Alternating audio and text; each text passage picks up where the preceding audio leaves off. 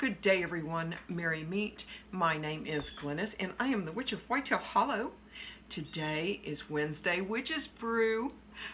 Thank you so much for joining me. And if you are new, and if witchcraft spells, oils, potions, powders, candles, herbs are for you, I hope you hit the subscribe button and join me. And you guys already know, my returning subscribers, thank you so much. It's so incredibly nice to see you, and it's so nice of you to join me. First, I want to wish everyone happy holidays.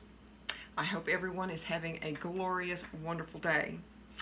But Wednesday Witch's Brew is all about questions and answers, and to the best of my ability, I'm no way, shape, or form an authority on any one thing.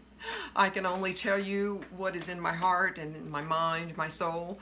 But my first question, which is a fun question, and of course I always appreciate a fun question, is someone asked, what is your choice of beer when you do drink beer?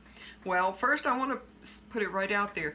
This is no way a sponsored video, but my first choice, now it wouldn't hurt my feelings if they sent me some, or if they sent me a voucher or something. So but my first choice of beer is a Bud Light Platinum. My love of beer came from many years ago. As some of you may know, I was born and raised on the Gulf Coast, and so going deep sea fishing, going to the beach, was not out of the norm for me, because the beach was kind of not right around the corner, but fairly close by. And it was a regular thing that everyone did. But after a very long day, the whole family went out deep sea fishing. And believe it or not, in the 60s, there was a time where people did not walk around as you see them now with their water bottle in one hand and a cell phone in the other. Basically, we were just freewheeling, I guess you could say. But we had been on the boat all day. I was hot, I was tired, I was thirsty. And we're just getting off the boat, walking, I guess, towards the car. I remember it just like it was yesterday. My dad had a beer, and I was just parched. I was just parched. And I looked and he didn't say anything to my mother or any of my siblings or anything, but maybe he got tired of my belly aching, I don't know. But he handed me his beer, and I grabbed the beer. All I knew, it was cold and bubbly.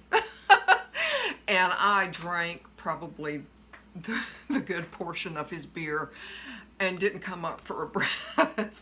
And again, you guys have to realize too, when I was growing up, having soda, any kind of a soda drink in the house was not normal. It was either iced tea, milk, water. There was rarely actual carbonated drinks in the house.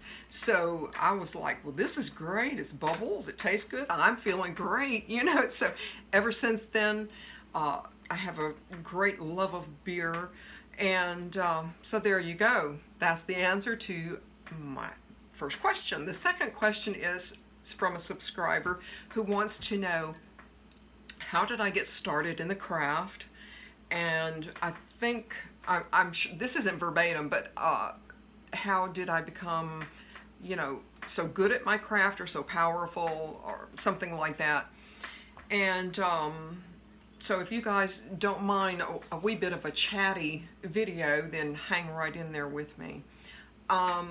The best way, and I've had to sit and think about it for a little bit, and the best way that I can make sense of this and to put it all together for you guys is, I'm sure that I've mentioned in some videos that at a very young age, I'm talking 4 or 5 years old, I've had paranormal experiences and things like that.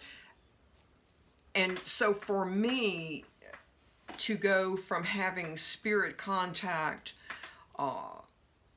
and things like that to where I am now is perfectly normal.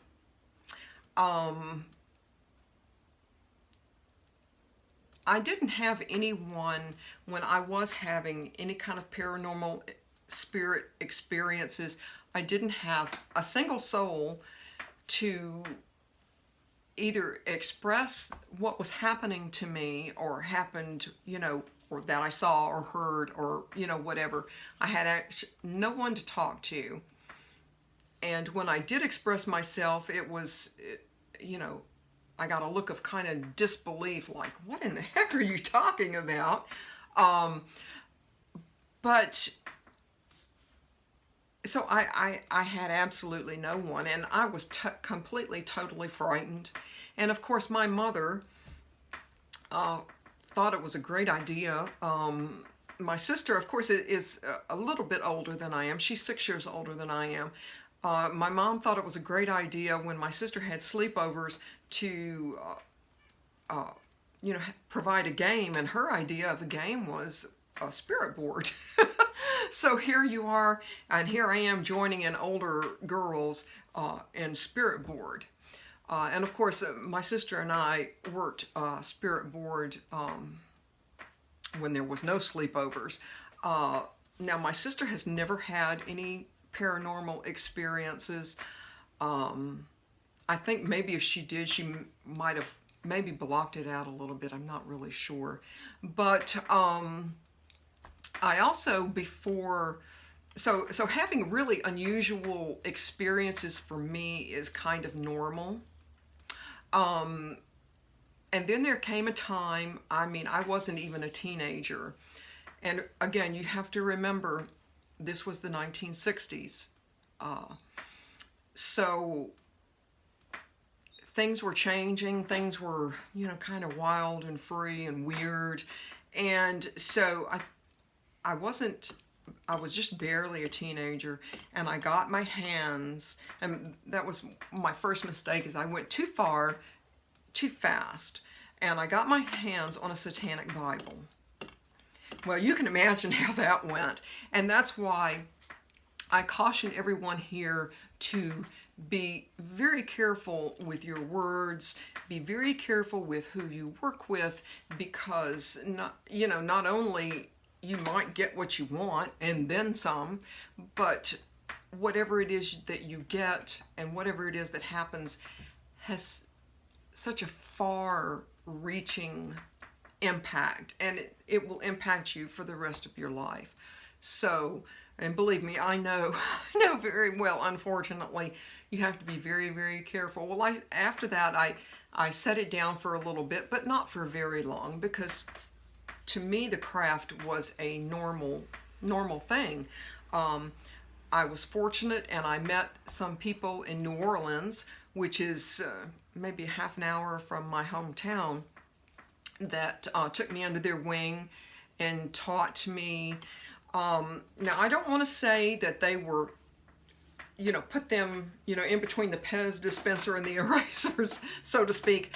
I can't say that they were voodoo. I can say they were hoodoo.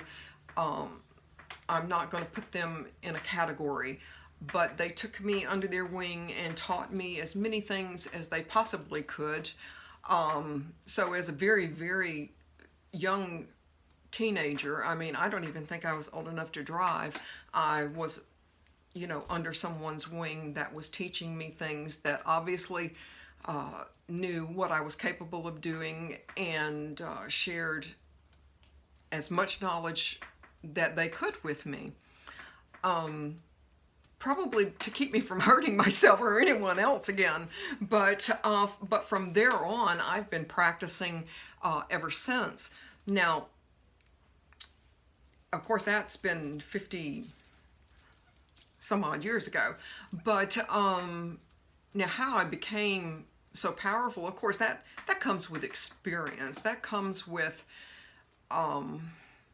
again, just knowing what works, what doesn't work for me. Not necessarily for you guys, but for me. And I do take on clients. Of course I do.